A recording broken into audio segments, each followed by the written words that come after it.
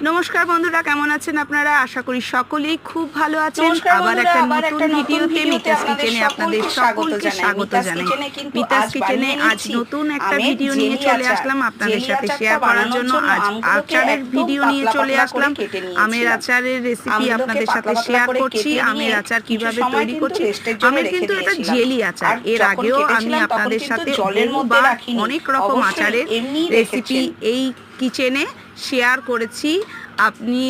আপনারা চাইলে আমি লিঙ্কটাও আপনাদের সাথে শেয়ার করে দিতে পারি। কিন্তু আজ আমের জেলি আচার এই প্রথমবার কিন্তু আপনাদের সাথে শেয়ার করছি। দেখুন, এখনের সিজনে আম কেনা মানে কাঁচা আম বলতে কাঁচা তো আর নেই, সবই মোটামুটি পাকাই হয়ে গেছে। তা সেই পাকা আম দিয়েই কিন্তু আধ পাকা আম, পুরো পাকা আম বলবো না, আম উপরে দেখা যাচ্ছে কাঁচা কিন্তু ভেতরে হলুদ হলুদ হয়ে গেছে। তা সেই ধরনের আম দিয়ে কিন্তু আচার করে এই ধরনের জেলি আচার করতে খুব ভালো লাগে। আর আচার মোটামুটি সকলেরই ভালো লাগার জিনিস। আচার পছন্দ করে না এমন কোনো কেউ নেই। তা সব ধরনের আচারই খেতে সকলেরই ভালো লাগে। আর এই যে দেখুন, জেলি আচার করেছি ঠিকই, তবুও ছোট্ট ছোট্ট আমের টুকরো কিন্তু খাওয়ার সময় আমাদের সকলেরই মুখে পড়বে, কারণ এইভাবে যদি আচারটা তৈরি করা হয়। আমগুলোকে কাটার পর আমের ছালটা ছাড়ানোর পর পাতলা পাতলা করে কেটে নিয়েছি। তারপর কিছু সময়ের জন্য, মানে 2-3 ঘন্টা রেস্টের জন্য রেখেছিলাম।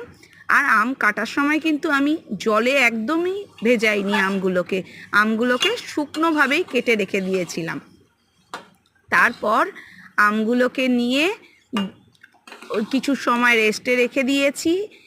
এরপর তেলের মধ্যে 5 ফোড়ন দিয়ে আমগুলোকে কিন্তু দিয়ে দিয়েছিলাম।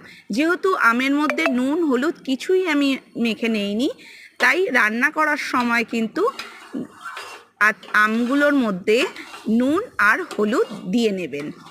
নুনটা একটু বেশি করেই দেবেন, কারণ আচারে তো নুনটা একটু বেশি দিলেই টেস্টটা হয়। আর আমটা যেদিন আপনি তৈরি করবেন সেদিনের থেকে পরের দিন মনে হয় আরও একটু টক বেশি বেরিয়ে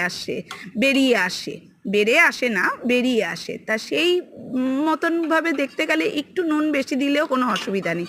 তারপর নুন হলুদ দিয়ে ভেজে রাখা আমগুলোকে রেখে দেবেন। এর মধ্যে কিন্তু ওই একই কড়াইয়ের মধ্যে গুড় জাল দিয়ে নেবেন। গুড়টা হালকাই জাল দিয়ে আমগুলোকে আবার দিয়ে নেবেন, কিছু সময় ধরে ফুটিয়ে তারপরে কিন্তু আমের মশলাটা দিয়ে দেবেন। মশলা ছাড়া কিন্তু আমের আচারটা খেতে একদমই ভালো লাগবে না।